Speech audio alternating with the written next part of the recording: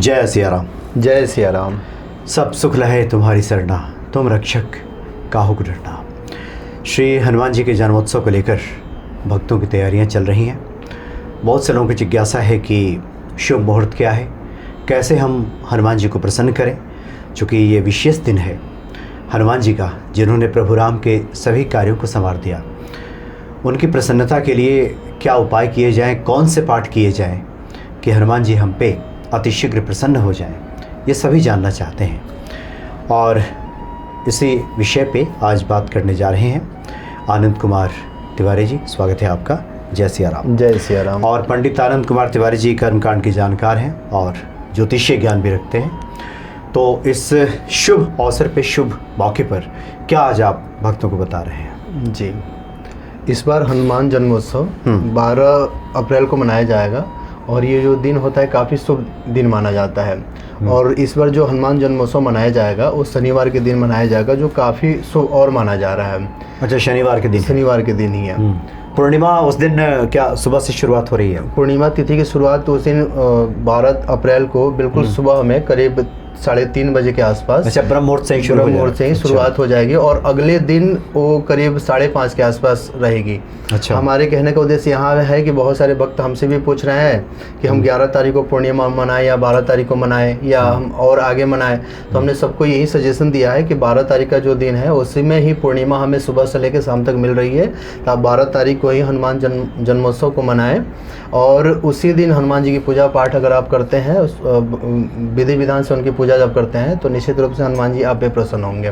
तो 12 तारीख को ही हमें हनुमान जन्मोत्सव भी मनाना है। यानी सुबह 3:30 बजे से ब्रह्म मुहूर्त से ही जी पूर्णिमा तिथि की शुरुआत हो जाएगी, चैत्र पूर्णिमा की जी। और उस दिन आप हनुमान जी का पूजन कर सकते हैं। वैसे शुभ मुहूर्त क्या बता रहे थे पंडित जी, विशेष क्या है? जो पूजा का शुभ मुहूर्त है वो सुबह 7:35 से सुबह 9:11 तक का है। अच्छा। और शाम के समय का जो शुभ मुहूर्त है वो 6:45 से 8:08 तक का है। अच्छा। हाँ, तो हमें करीब सुबह में 2 घंटे का समय मिल रहा है और शाम में भी करीब 1.5 घंटे का हमें समय मिल रहा है। तो इन शुभ मुहूर्त में हम अपने लिए सुंदरकांड, बजरंग बाण का पाठ, हनुमान चालीसा, हनुमान बरवाणों का पाठ, मारुति स्तोत्र का पाठ करके अच्छे फलों की प्राप्ति कर सकते हैं। तो 2 समय है, एक तो सुबह कर लीजिए और शाम को जो हनुमान जी की पूजा का विशेष विधान होता है जी। तो भक्त शाम में भी कर सकते हैं। अच्छा, आप अपने उपायों को बताएं, लेकिन उसके पहले हम चाहते हैं कि आप चूँकि कर्मकांड के भी जानकार हैं जी, जो लोग घर में हनुमान जी को किसी न किसी रूप में स्थापित किए हुए हैं जी, चाहे विग्रह के रूप में या फिर फोटो कैलेंडर जो भी है जी जी, वो लोग कैसे पूजन करें, हम चाहते हैं संक्षिप्त विधि एक बता दीजिए कि भक्त घर में कर सके। देखिए, हमें चतुर्दशी तिथि को यानी कि पूर्णिमा के एक दिन पहले अपने आप को बिल्कुल स्वच्छ रखना है और जो भी हमें भोजन इत्यादि करना है बिल्कुल शुद्ध और सात्विक भोजन हमें करना है। बाहर का हमें नहीं खाना है। और हम अगर परिवार के साथ रहते हैं, हनुमान जी के भक्त हैं या हनुमान जी की हम पूजा अगले दिन विधि विधान से करना चाहते हैं तो उस दिन भी हम घर पे जो बिल्कुल शुद्ध भोजन कहते हैं उसको आप करें। उसके बाद आप ज़मीन पे सोएं, ज़मीन या फर्श पे आप सो सकते हैं। और उसके बाद आप ब्रह्म मुहूर्त में उठें और अपने आप को शुद्ध करें और शुद्ध करने के बाद गंगा जल से अपने को भी और पूरे घर में छिड़काव करना है। और उसके बाद आप अगर मंदिर में हनुमान जी की कोई फ़ोटो लगा रखें या कोई धातु लगा रखें, धातु की मूर्ति रखें, तो आप उनको अपने घर में एक पूजा स्थान में एक चौकी पर स्थापित करें। चौकी को भी बिल्कुल साफ़ सुथरा कर ले, उनको उस पर स्थापित करें। और जो पूजा का हम पंच उपकार विधि के हैं या षोडशोपचार विधि के हैं, उस विधि से वहाँ पे हम तैयारी करेंगे उनके लिए। और तैयारी करने के बाद उन सभी सामग्रियों को बारी बारी से, जो पूजा का विधान होता है, जैसे हम जब हनुमान जी को वहाँ स्थापित कर देते हैं तो स्थापित करने के बाद हम एक दीपक वहाँ जला लेंगे। आप घी का दिया जला लीजिए या चमेली के तेल का दिया जला लीजिए। जलाने के बाद आप वहाँ पे एक संकल्प लीजिए। संकल्प लेने के बाद वहाँ पे जो विधि विधान से जो सामग्रियाँ होती हैं, जैसे हम जनेऊ रखते हैं।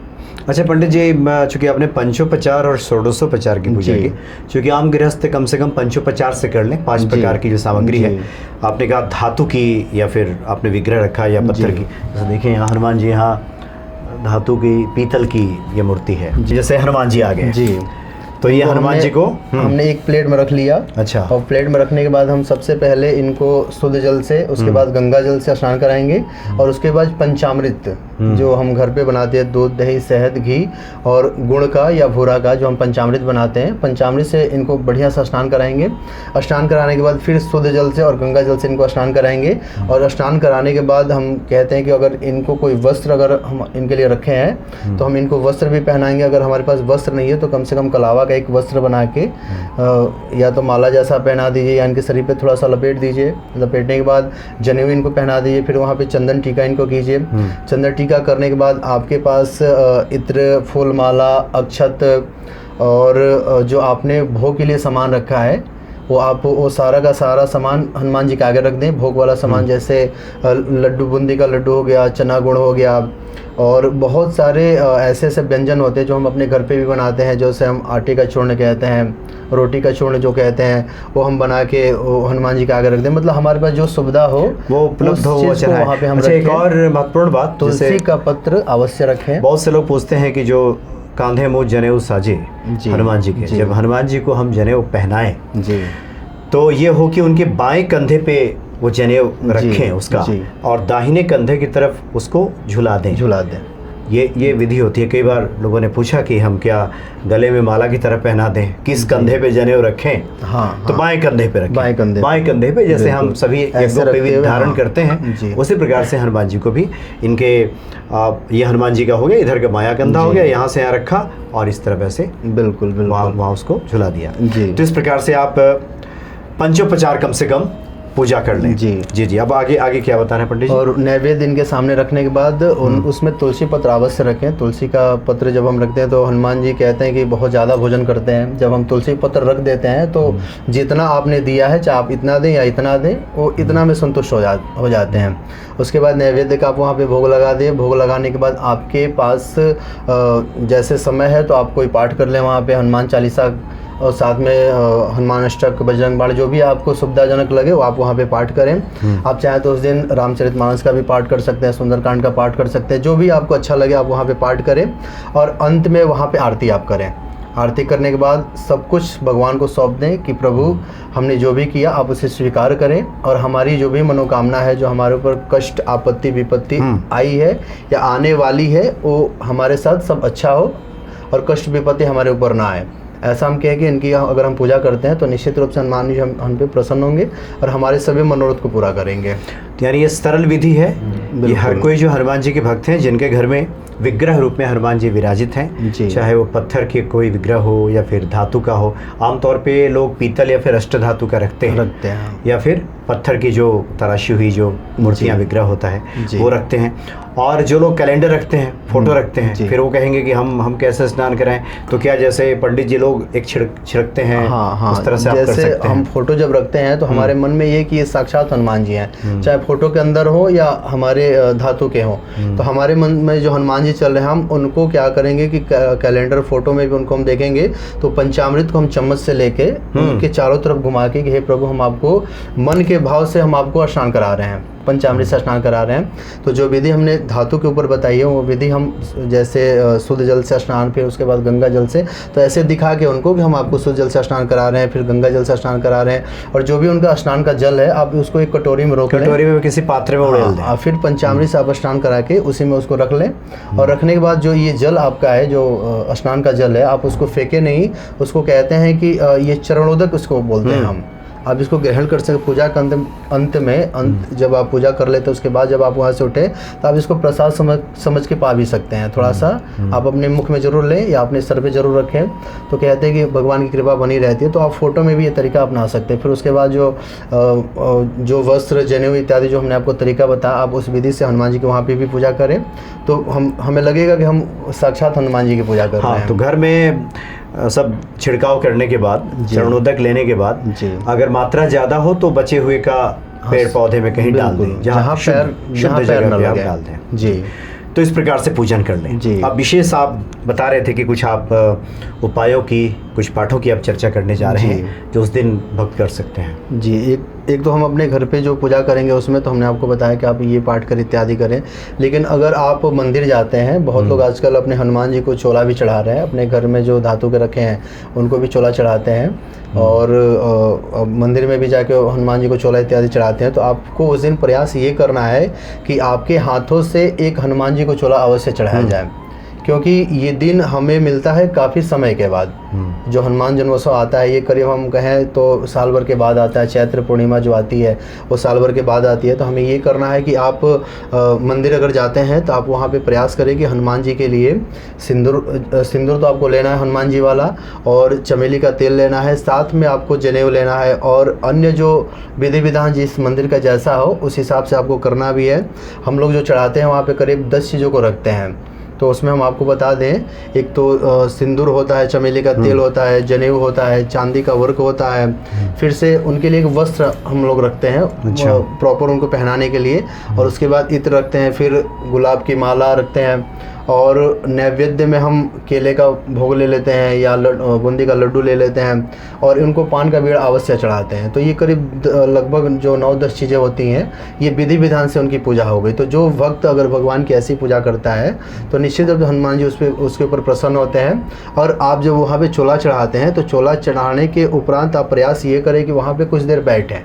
आप हनुमान जी को चोला चढ़ा के वहाँ पे बैठे, और वहाँ पे बैठने के बाद आप कम से कम 11 बार हनुमान चालीसा या 11 बार बजरंग बाण या 11 बार आपको हनुमान बड़वानल का पाठ निश्चित रूप से करना है, क्योंकि ये दिन जो है काफ़ी शुभ माना जाता है। और इस दिन को अगर हम उनकी पूजा करते हैं तो उस पूजा से हमारे जो कष्ट हैं वो निश्चित रूप से समाप्त होते हैं। और भी बहुत सारे उपाय हैं। जो भक्त थोड़ी जल्दी में रहते हैं तो अपने घर से या मार्केट से, जैसे हम कहते हैं कि पान का बीड़ा, हम किसी बहुत बड़े परेशानी में पड़ गए हैं तो उस दिन हमें 2 पान लेना है। जो बीड़ा होता है वो डबल होता है, तो 2 आपको पान लेना है, और उसमें 2 लौंग आपको अवश्य लगाने हैं। दोनों में 2-2 लौंग लगा के, और एक चांदी का वर्क आता है उसको ऊपर से ढकवा देना है, उससे पान को ढकवा देना है, और ढका हुआ, और वो प्रसाद आपको हनुमान जी के मंदिर में अर्पित करना है। तो कहते हैं कि हमारा जो परेशानी है, हमारे जो कष्ट हैं, वो हनुमान जी उसको उठाना शुरू कर देते हैं, बीड़ा उठा लेते हैं। और हमें ये भी करना है कि जब हम अपने घर से या अपने मंदिर से जब हम घर के लिए जाते हैं, ऑफिस के लिए जाते हैं, या कहीं टूर पे जाते हैं, तो हमें आपको वहाँ पे ये भी कहना, हनुमान जी का आगे ये भी कहना है कि हे प्रभु, हम जिस कार्य के लिए जा रहे हैं वो कार्य हमारा सफल हो, और आप हमारे साथ साथ रहना, ताकि हमारे ऊपर कोई दिक्कत परेशानी ना आए। तो ये आपको उपाय विशेष रूप से करना है। और हमने जो आपको ये चोला का बोला, आपको तो ये निश्चित रूप से करना चाहिए, क्योंकि ये समय ऐसा है कि करेंगे तो आपको तुरंत उसका लाभ दिखेगा। इसके बारे में 2 चीज़ें जो भक्तों के मन में आ रही होंगी। एक तो है कि जिनके घर में हनुमान जी विग्रह रूप में विराजमान है वो तो चोला स्वयं चढ़ा ही लेंगे, बिल्कुल। लेकिन जो लोग मंदिर जाते हैं, अब चूँकि मंदिर में सब जगह का अलग अलग नियम है, विधान है जी, कहीं कहीं एक बार ही चोला सुबह चढ़ गया, सभी भक्तों का चोला तो चढ़ेगा नहीं, और ना ही भक्तों का स्पर्श का मौका मिलेगा। तो ऐसे लोग चोला सामग्री वहाँ पे दान कर सकते हैं, दे सकते हैं हनुमान जी के निमित्त।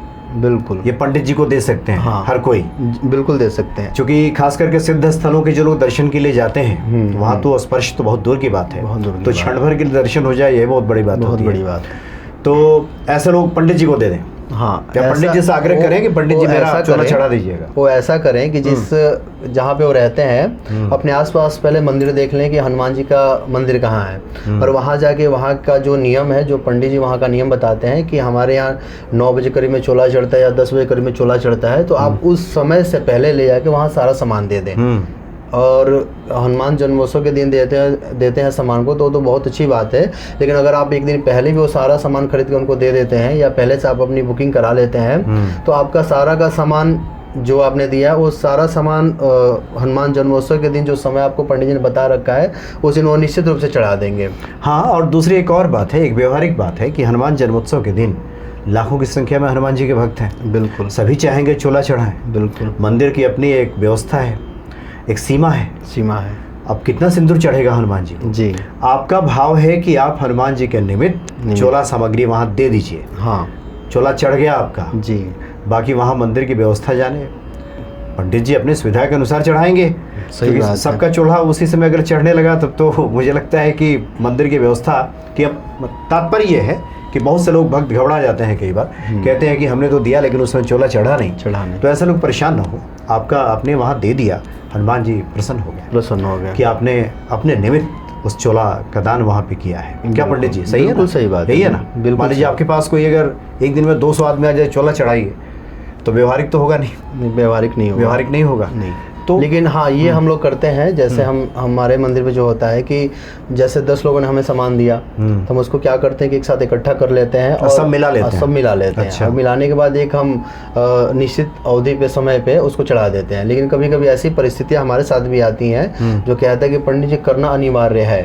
तो हम थोड़ा सा वहाँ ये कहते हैं कि चलिए भगवान का दिन है और भगवान को अगर हम एक बार नहीं 2 बार अगर कोई सामान अर्पित कर देते हैं तो वो भी प्रसन्न होते हैं। लेकिन प्रयास करते हैं कि हम लोग एक ही बार करें। लेकिन अगर कोई आवश्यकता अनुसार कोई अगर वहाँ पे ऐसी व्यवस्था है, पंडित जी भी उपलब्ध हैं, हाँ, और मंदिर में इस तरह की व्यवस्था बन रही है, तो हमने तो देखा है कि बाद में भी चोला आप भी चढ़ा रहे थे एक बार। तो मेरा तो 11 साढ़े 11 बजे एक बार जाना हुआ, आप चोला चढ़ा रहे थे, उस समय भी चढ़ा रहे थे।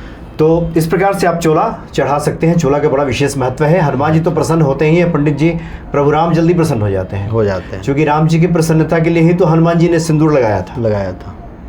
तो जब राम जी देखते हैं कि हनुमान जी को सिंदूर लगाया जा रहा है तो राम जी तो और पहले ही प्रसन्न हो जाते हैं। जी पंडित जी आगे क्या बता रहे हैं? और उस दिन हमें ये भी करना है कि हम जब मंदिर जा रहे हैं, अपने घर में अपने आप को तैयार कर रहे हैं, तो हमें प्रयास ये करना कि जैसा हनुमान जी का सिंदूर होता है वैसे हम वस्त्र धारण करें।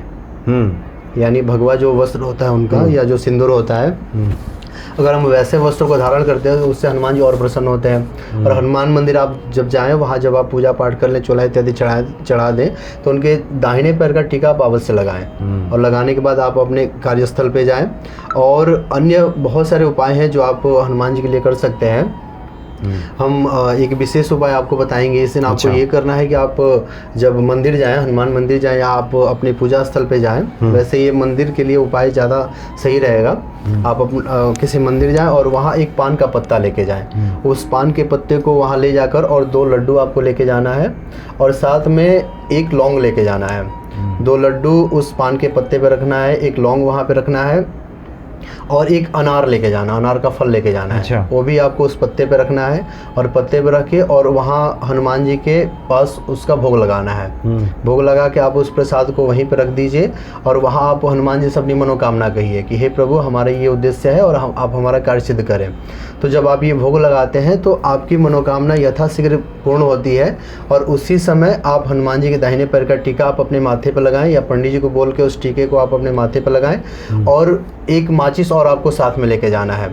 और जब आप वहाँ से भोग लगा लें, अगर आपको पाठ इत्यादि वहाँ करना है तो आप बैठ के पाठ इत्यादि अपना कर लें। और जाते वक्त उस माचिस को हनुमान जी के चरणों में रख के धीरे से आप अपने कार्य पे निकल जाएं, अपने घर पे निकल जाएं।